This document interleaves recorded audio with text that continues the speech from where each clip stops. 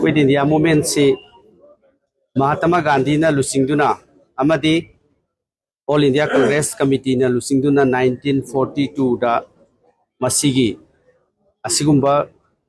British ki rule si Bharat tegi thadokadabani haiba adigumba khongjang ama do or die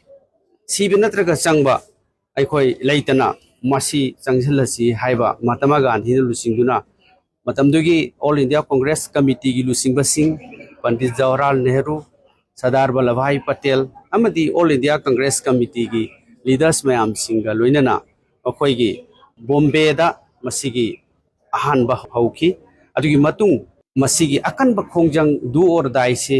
changhalaba matungda 1947 da madugi outcome ama oina India gi ningkha tamba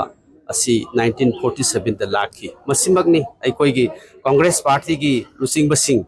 Mahatma Gandhi na lusingduna do or die haiba khongjang asi changsin badagi ngasi aikoi Bharat na ningkha tam horibase amasung aikoi gi leiba aikoi gi ningkha tamba aikoi gi republic mayam punamak ngasi gi Bharat ki